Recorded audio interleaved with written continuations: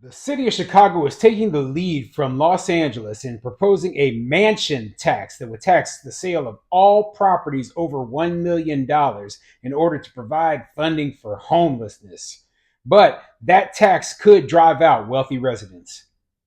I'm Tony, and this is Real Estate Investing and Landlord News.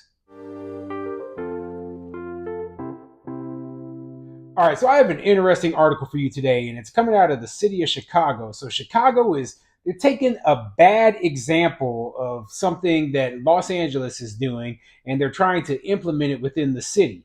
And that thing is the mansion tax. Now, I made a couple of videos about this mansion tax thing because it's not really a mansion tax. It's really a tax on the sale of all real estate properties over a certain value. Okay, so for example, if the property is over in Los Angeles, if the property is being sold is worth over $5 million, then they have to pay this transfer tax, right? And this tax adds hundreds of thousands, if not millions of dollars onto the cost of the sale. So, it can really, really impede the profits that people are making on the sale of their properties, right? And in some cases, people who are losing money will actually have to pay this high transfer tax. So it really, really sucks. Okay. Yeah.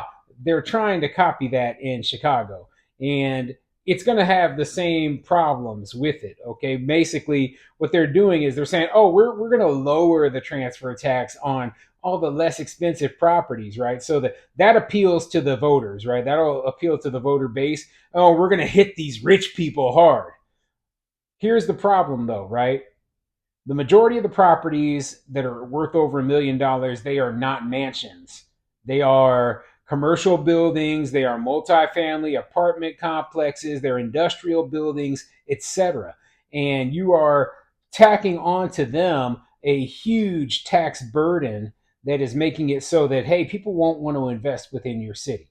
Okay, it's pretty obvious that if every time they sell their property, they're out hundreds of thousands or millions of dollars extra to pay your taxes.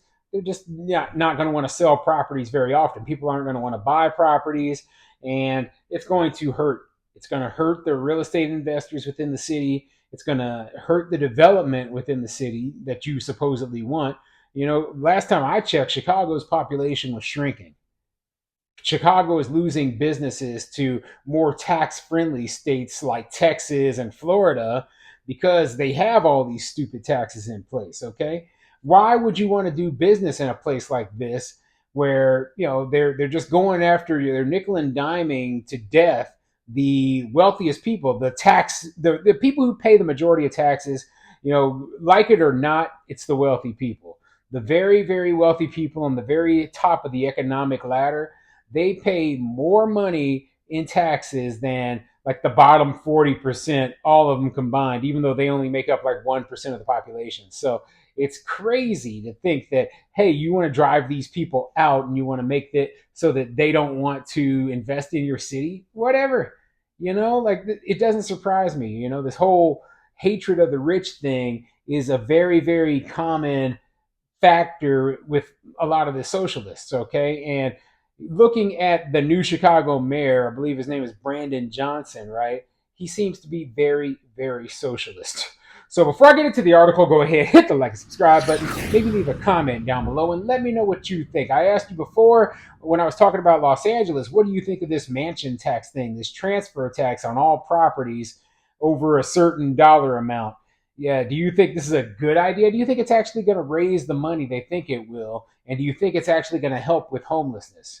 Okay, that's my question for you today. Like I don't actually believe that the money that they are going to raise is going to be nearly the amount that they think they're going to raise. And I don't think it's going to stop the homelessness problem either. I think that it's basically a cash grab, and some of those funds might get appropriated to different programs, different functions. And, so it really sucks for the people there who just, are running their businesses, have to sell their property, and then end up stuck with this tax. So, anyway, let's get into the article and see what it says.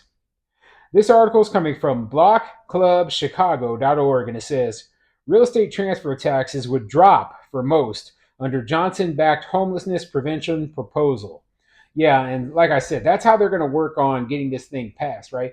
It's popular. It's going to be popular for the people who own less expensive housing who and then they find out, hey, our transfer tax has actually dropped. The big problem is that the really big players, the developers, the large skyscrapers, etc., are going to be transferring hands less often, if at all, after this sort of tax is passed. So anyway, let's get into the details. A plan to raise the city's real estate transfer tax on higher end property sales to generate funding for homelessness services has landed Mayor Brandon Johnson's blessing, albeit with some significant changes from how it was originally proposed. The Bring Chicago Home initiative has for years called for the city to increase the tax rate buyers pay on property sales over $1 million, with the additional funds raised dedicated to providing permanent affordable housing and wraparound services for unhoused Chicagoans. A key campaign pledge of Johnson's, the plan now has the mayor's support. His city council floor leader, Alderman Carlos Ramirez Rosa, said Tuesday. The proposal now features a tiered marginal structure instead of a flat hike. And regardless of whether it has a tiered structure or not, it's a bad deal overall. So what they mean by that is that basically, below the $1 million mark, everybody who has a property under that pays, this certain tax amount. So once the property is, valued at more than that, let's say your property is worth 2 million, you still pay the same amount on the first $1 million of the sale, and then on the second $1 million of the sale, you pay the higher amount.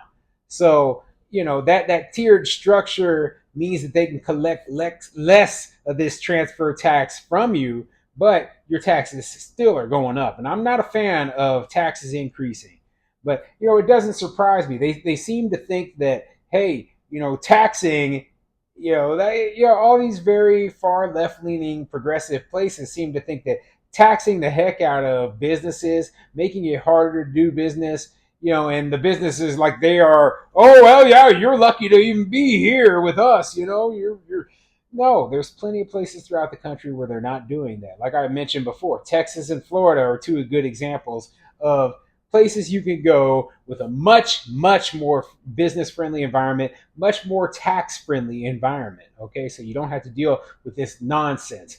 I read recently that they believe that the Dallas Fort Worth metropolitan area will eventually pass Chicago in population, because that area is growing so fast that it's just going to blow past. It's going to become the third largest metropolitan area in the United States.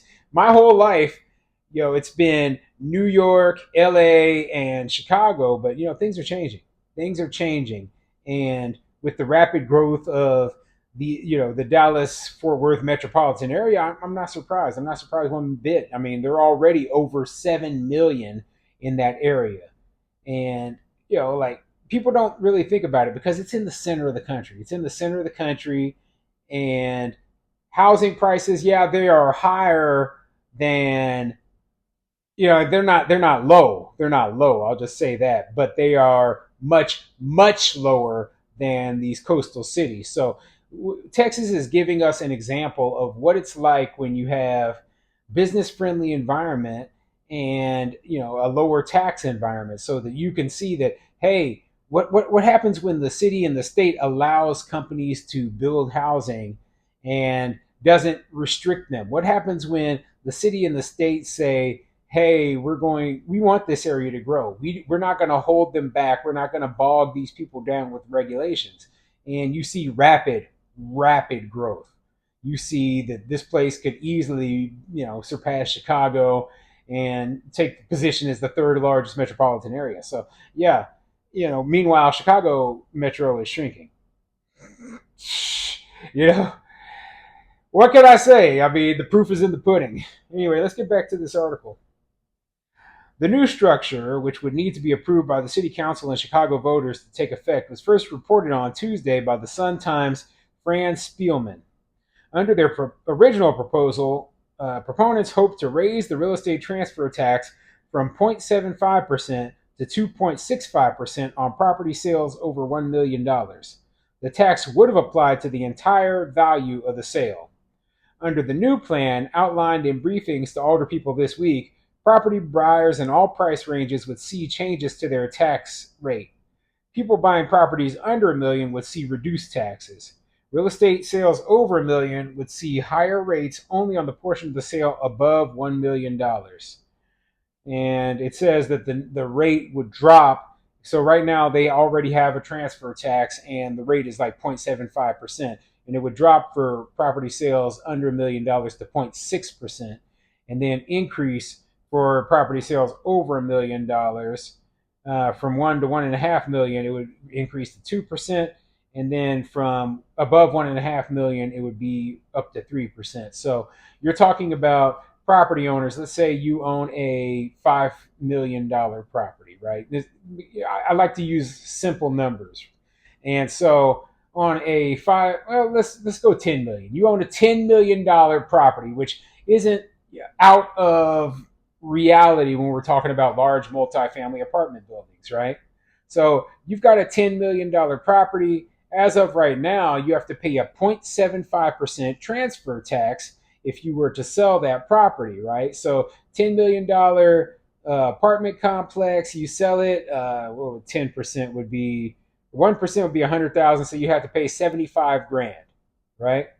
So now they're saying, okay, well, you would now have to pay, because the property is valued at over 1.5 million, you have to pay 3%, right? But for that first $1 million, you only have to pay 60 grand. On the on the other $9 million, you have to pay 3%. So yeah. So what would that be? 10% or I'm sorry, 1% would be of 9 million would be 90 grand times three. So that'd be $270,000 plus the 60 grand that you paid on the first million, right? So that would be $330,000 as compared to 75,000 before. Okay, so you can see that just by this tax change being put in place, you're down over $250,000 more in this transfer tax. And that's just from the sale of a $10 million apartment complex. Now, I know that people are like, oh, well, if you've got a $10 million apartment complex, you're doing fine, whatever. But, like, the way I see it is a little bit different. The way I see it is that they put these laws into place, and at first they go after the very wealthy people, right? And then eventually they start coming after the regular landlords, the landlords who don't have $10 million apartment complexes. Maybe you've got a single duplex, and now they're saying, oh, well, you're one of the rich ones. We want you to pay higher taxes. And so that's why I'm against this sort of law. And I just think that it's going to hurt their city. It's going to make things worse there overall.